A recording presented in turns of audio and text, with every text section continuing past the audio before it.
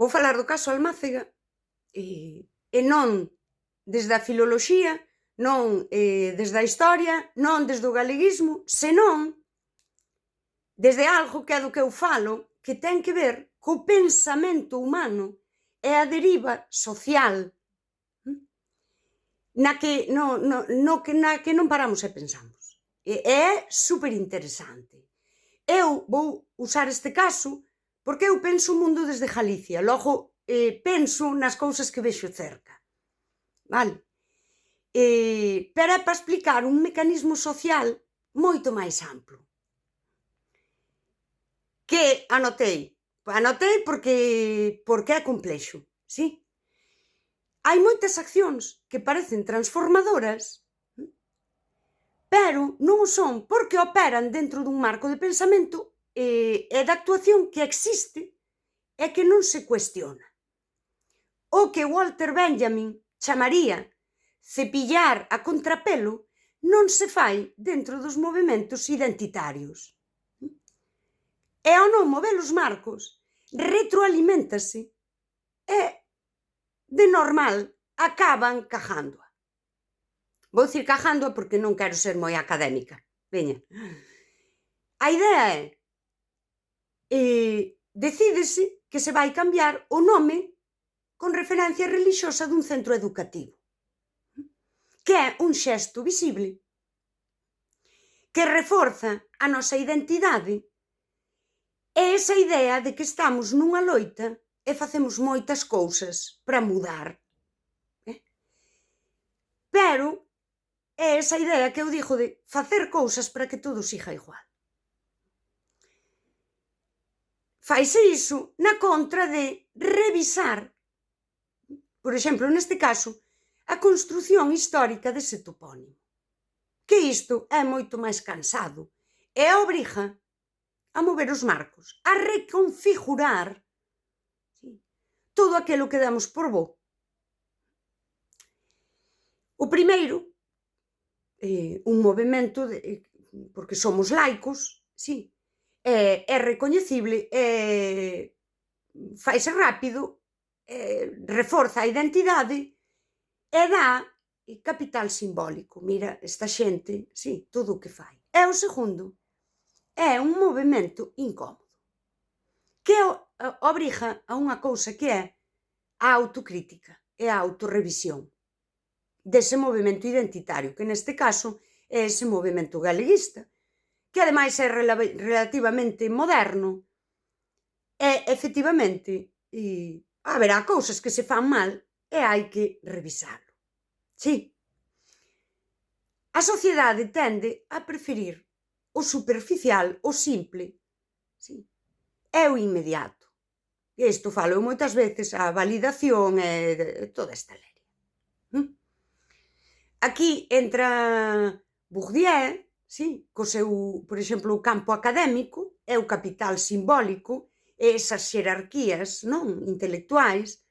Entra Benjamin coa idea de cepillar a contrapelo, cuestionar o establecido, o auténtico pensamento crítico, que é unha cousa da que se fala moito e que se exerce pouco, a idea das endogamias académicas, a xestión do capital simbólico social e, sobre todo, o medo á liberdade.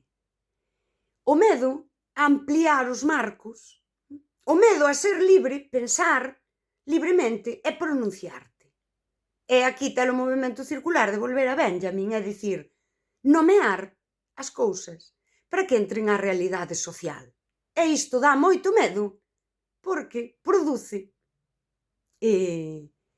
violencia simbólica. Creo que dixen Benjamin, Bourdieu. Sí? Nomear para que entre á realidade social sen medo á violencia simbólica que vas recibir, que moitas veces é unha violencia moi cruel, que é o silencio, que produce unha exclusión simbólica. Nadie te botou máis síntese, porque ninguén te tivo en conta. Eu, ao retomar isto, porque non quedei a gusto, encontrei un documento que a propia AMPA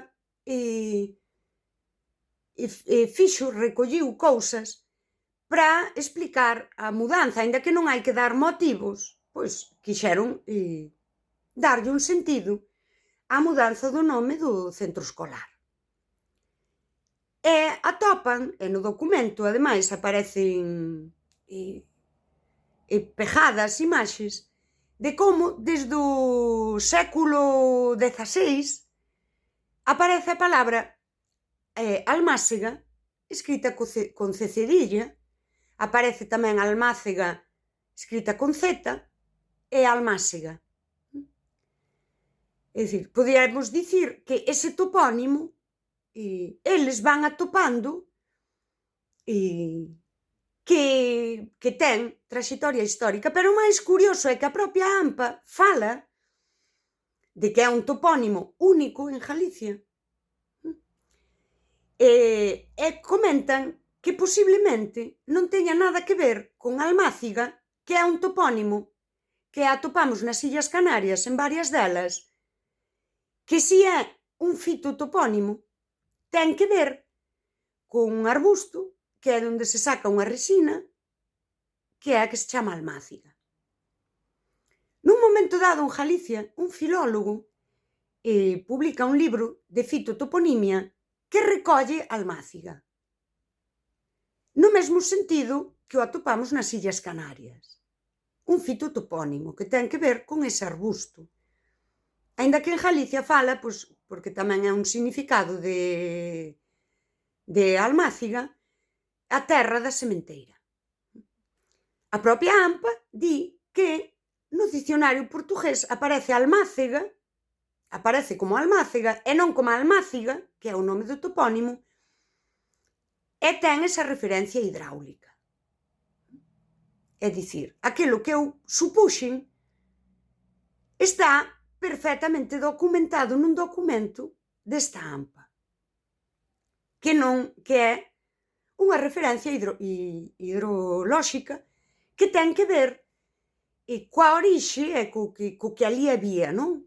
Con infraestructuras, logo, porque eu atopei un documento que ten por aí os selos de Concello de Santiago, Xunta de Galicia, Universidade de Santiago de Compostela, que é un documento que fala da historia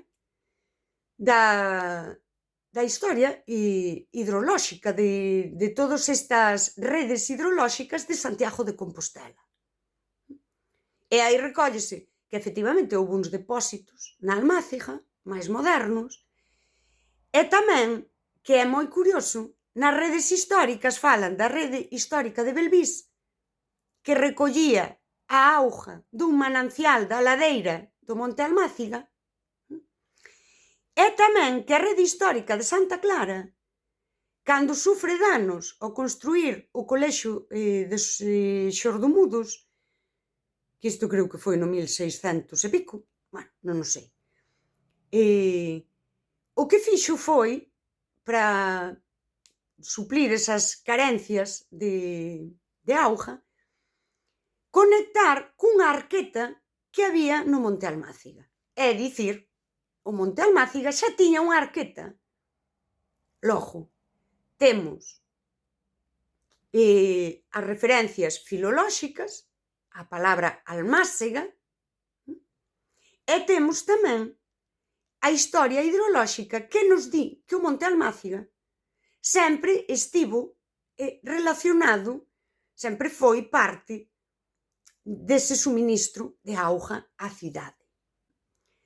Eu o que quero ir con isto é que hai un movemento identitario, neste caso galeguista, pero funciona así en todo o mundo, con eses movementos identitarios, que no proceso de facer unha acción que reforza a nosa loita, a nosa identidade, e céntrase en quitar a referencia relixiosa, e vánselle presentando diante todas as evidencias de que o topónimo foi castelanizado, chegan a dicilo, non, isto non ten que ver coa Almáciga do castellano, ten que ver con todo isto. Chegan a dicilo e ninguén pronuncia a pregunta correcta, que é: está mal o topónimo? Porque só facer esa pregunta fai cuestionar toda esa identidade, todo o capital simbólico filolóxico que hai en Galicia. Temos que cuestionar que nun día nun libro se puxo isto así. Este é o asunto. A min como persoa que non está aí e que non me afecta, non me importa tanto que o topónimo estea en castellano, que a min persoalmente non me afecta en nada, pero como a persoa que me encanta a coherencia, si que digo eu: que pasa con este movemento? Que están facendo? Que tanto esforzo para non coller algo tan evidente e dicir: isto, unha vez máis, reforza a idea de que se castelanizou, bueno, que eu creo que se entende, daquela. A miña idea é: o movemento simbólico é lexible, sí, é político, nós somos laicos e tal, ten visibilidade pública. Podemos, mira que estamos aquí facendo, porque se montou un ano pleno, que nin Dios, pero, sobre todo, mantén o consenso do movemento identitario, neste caso o galeguismo, non? Ese consenso que hai dentro dun marco ideolóxico que xa está establecido e que parece que ninguén quere cuestionar. O que diría Walter Benjamin: ninguén peina a contrapelo. O movemento estructural ten o problema de que necesitamos revisar como se construe o saber filolóxico, especialmente en Galicia, que como a disciplina é relativamente novo, e daquela non queremos cuestionalo, porque a ver se nos veñen dicir que non. Pero claro, aquí, que eu digo moitas veces desde outro lado, a filoloxía galega coxea por todos os lados e ranquea por este tipo de cousas. Non queremos cuestionala, non? Estamos aquí coidando o marco e isto, que parece protección, é un movemento que non permite expandir algo que é relativamente novo e que se ten que expandir, sí. Fálanos isto de como se consolidan as autoridades simbólicas dentro do marco académico, e como se move o capital simbólico dentro do marco académico, sí. É como se fixan narrativas que temos que dar por boas, que ninguén se atreve a cuestionar, porque sabe que vai ser víctima de violencia simbólica, que pode ser moi explícita, como ti non o sabes, porque ti non és historiadora, nin filóloga, nin estás no noso cuchipandi de que este é o galeguismo, pero pode ser, xa o digo, calquera movemento identitario, e ti cuestiónalo porque ti non sabes. Ou pode ser un silencio que te deixa simbólicamente excluída, que é unha violencia que xa hai que nomear, non? Que xa hai que dicir o que diría Bourdieu: mira, non estades escoitando as cousas que importan. Bueno, que dá igual, que fagan o que queiran, non? Pero é moi interesante analizar este mecanismo xeral, máis aló dese o topónimo queda en castellano para sempre, que eu creo que é o que vai pasar. Sabes, vai quedar en castellano e xa está. Porque non temos gana de mover os marcos de pensamento, que requiren, ademais de que cada persoa dentro do movemento este disposta a cuestionar e mover o seu propio marco de pensamento.